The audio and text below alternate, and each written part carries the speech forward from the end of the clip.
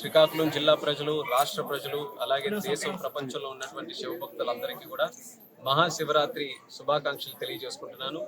ఈరోజు ఈ పుణ్యదినం నాడు శ్రీకాకుళం జిల్లాలో ఉన్నటువంటి ప్రముఖ శివ క్షేత్రాలు మన ఉమారుద్ర కోటేశ్వర ఆలయం, ఎండల మల్లికార్జున స్వామి ఆలయం, అలాగే ఇప్పుడు ప్రస్తుతం శ్రీముఖలింగేశ్వర ఆలయంలో స్వామివారిని కూడా దర్శనం చేసుకుని ఆయన తాలూకు ఆశీస్సులు పొందడం జరిగింది. ప్రతి ఒక్కరు కూడా అందరికీ కూడా శివుడి తాలూకు ఆశీస్సులు, ఆ పరమేశ్వరుడి తాలూకా అనుగ్రహం ప్రతి ఒక్కరి మీద ఉండాలి. అందరూ కూడా అష్టైశ్వర్యాలతో, ఆయురారోగ్యాలతో సుభిక్షంగా వాళ్ళు చేసే కార్యక్రమాల్లో విజయం సాధిస్తూ ముందుకు వెళ్ళాలి. ముఖ్యంగా ఈ మహాశివరాత్రి నాడు జాగారం చేస్తూ ఉపవాసం ఉంటూ ఉన్నటువంటి భక్తులందరికీ కూడా కరుణా కటాక్షాలతో ఆ పరమశివుడు ఎల్లప్పుడూ కూడా వాళ్ళని కాపాడాలని కూడా కోరుకుంటున్నాను.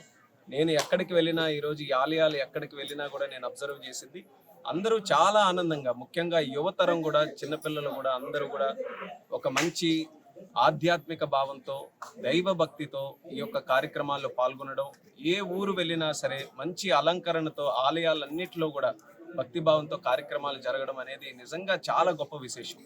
నాకు కూడా మనసుకి చాలా సంతృప్తికరంగా ఉంది ఈరోజు ముఖలింగేశ్వర స్వామి దర్శనం కూడా చేసుకోవడం. ప్రతి సంవత్సరం కూడా ఆనవాయితీ, ఎక్కడికి వెళ్ళినా సరే శివరాత్రి నాడు మాత్రం శ్రీకాకుళం జిల్లాలో ఈ ఆలయాలన్నీ కూడా తిరగడం.